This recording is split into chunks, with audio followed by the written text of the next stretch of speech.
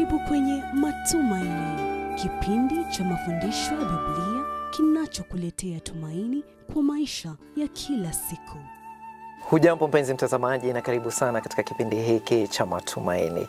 Haijalishi umetoka wapi, unapitia changamoto gani, au unajiona uko katika hali gani ya kiroho, Roho Mtakatifu anaweza kutumia neno la Mungu kukuongoza hatua inayofuata katika safari yako ya imani.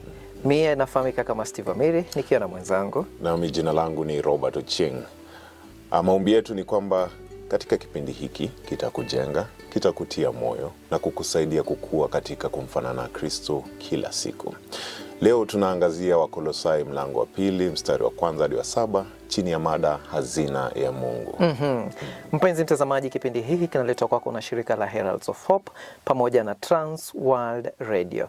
Leo tunakamilisha somo letu kutoka Wakolosai sura ya 2 tuliloliita hazina ya Mungu. Tunapofikiria neno hazina, mara nyingi tunawaza dhahabu, tunawaza fedha, tunawaza mali au utajiri wa kifedha. Lakini leo tutagundua kuwa hazina ya Mungu ni thamani zaidi kuliko vitu vya dunia hii. Ni hazina ya kiroho zenye thamani ya milele. Nina hadithi moja, Robert, kuhusu mzee fulani.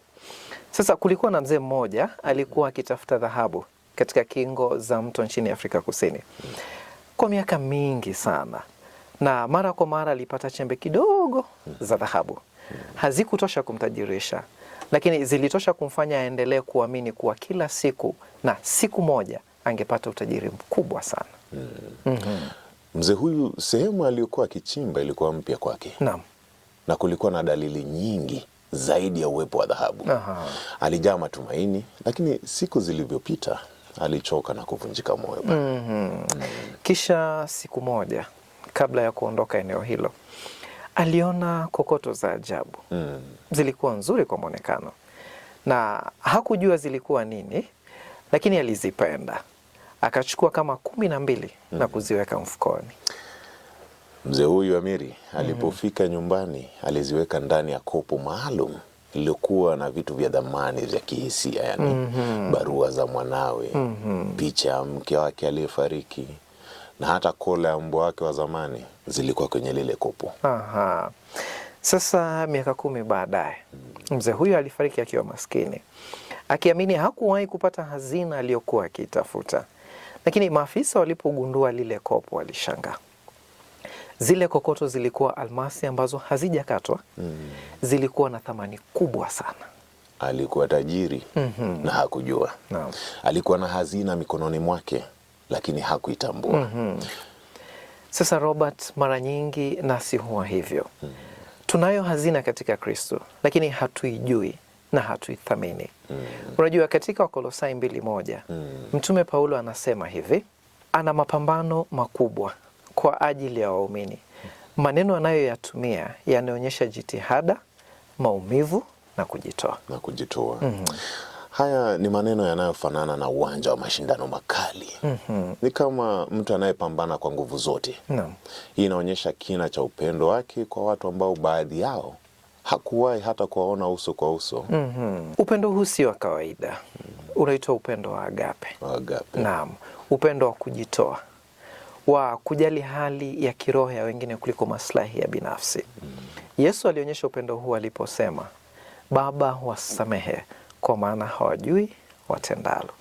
Huu ni upendo unaosamehe, unaovumilia na unaojali wokovu wa wengine. Amiri, Paulo anatamani waumini waunganishwe pamoja katika upendo. Kama nyuzi zinavyosokotwa kuunda vazi moja zuri, imara, ndivyo waumini wanavyopaswa kushikamana. Upendo wa ukweli ni hazina kwa sababu unajenga umoja, unaleta faraja, unadhihirisha tabia ya Kristo ndani yetu. Paulo anaendelea kusema kwamba anatamani waumini wafikie utajiri wote wa hakika ya ufahamu. Hapo hazungumzi maarifa ya kiakili pekee. Amiri, kulikuwa na mafundisho ya uongo yaliyodai kwamba ni wachache tu waliokuwa na maarifa maalum ya kiroho. Lakini Paulo anasema wazi kuwa hazina hii inapatikana kwa waumini wote ndani ya Kristo. Aha. Na anatumia wazo la maarifa kamili. Si tu kujua kwa akili, bali kumjua Kristo kwa uzoefu wa maisha ya kila siku. Wakolosai 2:3 inasema kuwa ndani ya Kristo zimefichwa hazina zote za hekima na maarifa. Hii ina maana kwamba hatuhitaji kutafuta ukweli nje ya Kristo. Maarifa haya kamili hutupa uhakika, hutulinda dhidi ya mafundisho ya kupotosha, na hutuwezesha kusimama imara katika imani. Kisha unajua Paulo anamalizia kwa kuhimiza hivi: kama nilivyompokea Kristo, enendeni ndani yake, mkiwa na mizizi, mmejengwa juu yake na kuthibitishwa katika imani. Sasa leo tumeona hazina kuu mbili, Robert. Upendo wa kweli na ujuzi kamili ndani ya Kristo. Na Amiri, hazina hizi haziozi wala hazipotei.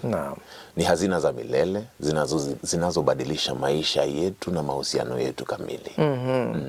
Mpenzi mtazamaji, swali la kujiuliza ni hili: je, tunazitambua na kuzithamini hazina hizi, au tunatafuta utajiri wa dunia na kusahau tulicho nacho ndani ya Kristo?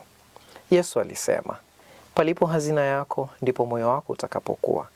Mungu atusaidie kuweka mioyo yetu katika hazina zake. Mtazamaji, kufikia hapo, ikiwa ungependa kuwasiliana nasi au kupata mafundisho haya zaidi, unaweza kutuandikia kupitia barua pepe, barua@twr.co.ke, au tembelea tovuti letu heraldsofhope.org. Unaweza pia kutupata katika mtandao wa YouTube kwa @TWR Kenya. Tunashukuru sana kwa kuweza kujumuika pamoja nasi. Kwa neema ya Mungu na kwa nguvu ya Kristo aliye ndani yetu, na tuendelee kuishi ukweli wa Injili. Mie nafahamika kama Steve Amiri, na jina langu ni Robert Ochieng. Zidi kubarikiwa. Karibu kwenye Matumaini, kipindi cha mafundisho ya Biblia kinachokuletea